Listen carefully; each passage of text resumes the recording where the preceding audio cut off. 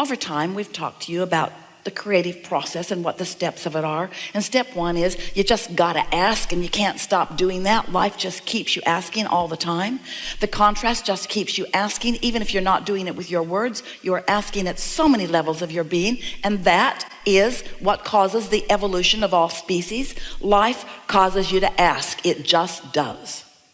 And Source takes care of step two altogether. Your inner being over there in this vibrational reality that is so real, we gave it the name The Vortex, wrote a whole book about it because we wanted you to feel the realness of this reality that is vibrational, even though you can't see it or hear it or smell it or taste it or touch it.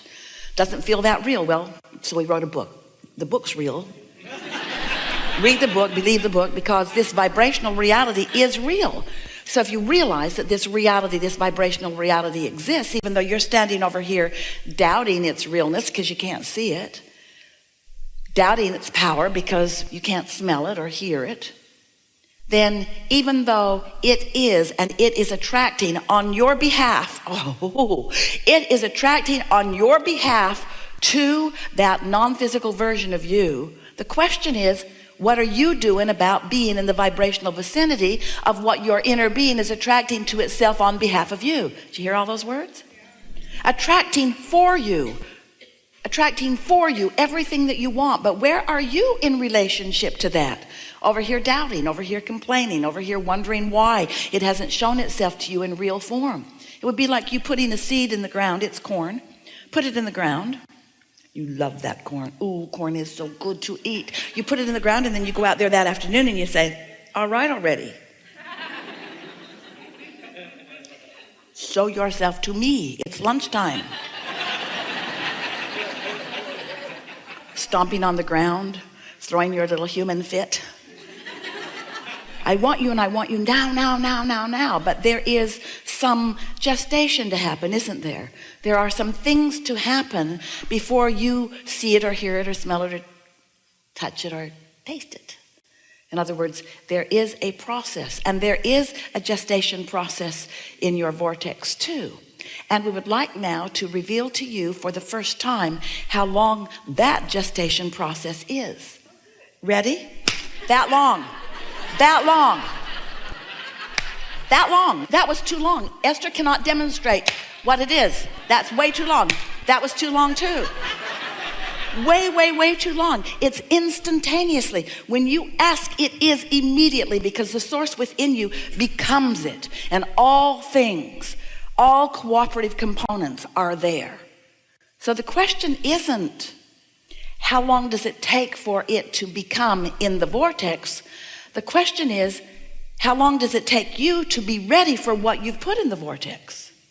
Because if you're complaining, you're not ready. And if you're doubting, you're not ready. So the length of time that it takes from your launching of a desire to your witnessing it in its full material form, how long does it take these thoughts to turn to your things? That's the big question. How long is it going to take for these thoughts to turn to the things I want? It only takes as long as it takes for your thoughts to turn to the things you want. Your consistent thoughts to turn to the thoughts about the things that you want. So when you find yourself talking about what you want in negative fashion, oh, where is it? I've waited so long. It just isn't fair. I'm so uncomfortable. I want it, but it isn't here. Those words are your indication. Those are manifestations of a different evolution of a different thought. So in our desire to help you feel the realness of this vibrational reality, we named it, wrote a book about it, and we said to you, until you could hardly bear to hear it again, just get into the vortex. Just get into the vortex where everything you want is, and you'll see then everything you want. And you said, oh, Abraham, stop spraying frou-frou dust all over us. Can't we talk about something that is real? And we say, it's real. You've just got to develop your sensors to understand that it is. And then you became suspicious. Oh yeah, we get it. You just want us to be happy in the absence of what we want by pretending that it really is over there. And we said, yes, that's exactly it. That's exactly it. We want you to be happy in the absence of what you want, in the absence of its manifestation. because we know that in your happiness anyway, in your expectation of it anyway, in your trust of the vibration of it that you can feel with your emotions, even though you can't see it with your other senses, in your belief that it is there, not only will it be, but the fun in which it reveals itself to you, oh, the pleasure of manifestation. Friends, that's what you came for. You came for the pleasure of manifestation. You came as creative genius to sift through this environment and come to your own clarity about what you want, not what somebody else wants, not what your family wants or your village wants or your culture wants, not what somebody else wants, what you want. You are the creator of your own experience, and you get to choose what you want. And when you do choose what you want, you've got to fully commit to the choosing of it. You've got to feel it as if it already is, or it cannot be, you see. So here's this vortex, and you listen to us. You read the book, some of you. You read the book. It's a really good book. You read the book. You read the book. You began to believe. And then you heard us say again and again, get into the vortex, get into the vortex, get into the vortex, get into the vortex. And then you began saying, Abraham, all right already. Just tell me, how do I get my money out of the vortex and into the bank? How does this vibrational reality become something that I can spend, something that I can really count on, something that others can see, something that somebody besides me believes? When's it going to be tangible? And so instead of asking you to get into the vortex, which is just such a lovely place to be, we know we're in your vortex and it's delightful. You are going to be so pleased with yourself about what you've put there. Enough to keep you busy for 20 or 30 lifetimes. Really, joyfully busy. So good in here. We think we'll just stay in your vortex and leave you alone today. Goodbye. How do I get this vibrational reality to be the kind of reality that I really want, the tangible one, the one that I feel like I've come here to live? And we say, it's much simpler than you think. You just have to become, even though you're not in the vortex, you have to become closer and closer and closer to what is in it. You have to believe rather than doubt. You have to feel exhilaration rather than sadness. You have to love rather than hate. You have to be a vibrational match to what's in it and who's in it. You have to be a vibrational match to the source energy who is there, you see.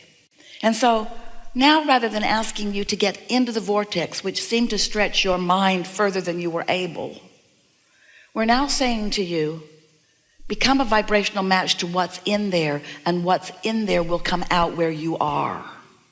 How do I turn the thoughts and the vibrations and the energy of the vortex into the physical equivalent? Well, you just line up with it. What we mean by that is, let's say you want $100,000 and you want it now. Or make it 200,000 or 300,000 or $1 million or whatever it is that you want. Choose it. It's yours. If we were standing in your shoes, we would choose big. You don't choose big because the bigger it is, the more you doubt it, which is just foolish, given what we've just told you. It doesn't matter how big it is. If you believe it, it will be. It is as easy to create a castle as a button. It's just a matter of wanting it and not blocking it with doubtful thoughts. And the reason that you think buttons are easier is because you don't doubt the buttons. You don't push against the button thoughts so much. You look around, there's buttons everywhere, buttons everywhere. Everybody's got a button. There's buttons everywhere. There's boxes of buttons, buttons on the floor, buttons, buttons everywhere, buttons, buttons, buttons. I don't doubt buttons. I know I can have buttons. I just don't want buttons anymore. I don't really want any buttons. I want a fortune. I want a fortune. I want a castle. I want magnificent things. Well, it is as easy to create magnificent things as the things that you deem insignificant. But what you must do in either case is not doubt them. So if you don't doubt the insignificant things, they come easily. But the significant things, you say, oh, I have this issue. I have this issue that I want to talk about. And we usually say to you, that's the last thing that we are going to make any progress on, because since it's your issue, it means you've practiced vibrations against it, which means it is not likely, even though we offer perfect words and give you exact answers to every question, every time, no matter what, you can't hear them if you're not in the vibrational vicinity of them, you see. So let's say you want $100,000 and you want it, need it, need it. You want it and you want it to come quickly. And your logic tells you it's probably not going to come today. In fact, your logic might tell you it's probably not going to come this week or this month or even this year, because your logic is coming from what you've experienced before. And it's hard for you to let go of what has been and expect something new and different. So we're wanting you to, instead of needing the money in order to be happy, and we know you would be, because it's easy to have a conditional response to good news, isn't it? Your banker calls you, got good news. $100,000 was deposited in your account today. And your feeling response would be, this is a very good thing. You might even jump up and down a little bit. Your enthusiasm would be easy to observe. But when we tell you that there is $100,000 and more in your vortex, you don't jump up and down, even though it is as real, because you want to translate it with your physical senses. We want you to translate it emotionally. So this is a very important key. If you can accept that all that you want is in your vortex, and you can reach for the feeling place of it, what does the money mean? The 100,000 or the million or more? What does it mean? What would it mean to you in feeling terms? What would that mean? Would it mean stability? Would it? Come out and play with us. Would it mean stability? And what does stability feel like? Stability feels like freedom, like ease. It feels like fun. But stability is one thing, fun is another thing, freedom is another thing. So let's just explore all of them. Stability feels like confidence, feels like sureness. It feels like steady, doesn't it? And freedom feels like exhilaration. It feels like free flowing. It feels like, give us words for freedom. What does freedom feel like? Freedom. Choices. No boundaries is what the absence of freedom doesn't feel like. When you say it feels like no boundaries or feels like freedom from bondage, that's not really getting the vibrational essence of it. But when you say freedom feels like, maybe there aren't even any words, but can you find the feeling of freedom? So you wake up, you've got all this money. What's the first thing that comes to your mind under those conditions? Choices. Choices to do what? Choices to do what? Choices to please yourself, yes? Choices to be what you want to be and do what you want to do and go where you want to go and have what you want to have. That freedom to be, that freedom that you are born being, that freedom that you innately are, that freedom that your inner being is, standing in the middle of your vortex, gathering all of the cooperative components that will flesh out to evidence that feeling of freedom to you.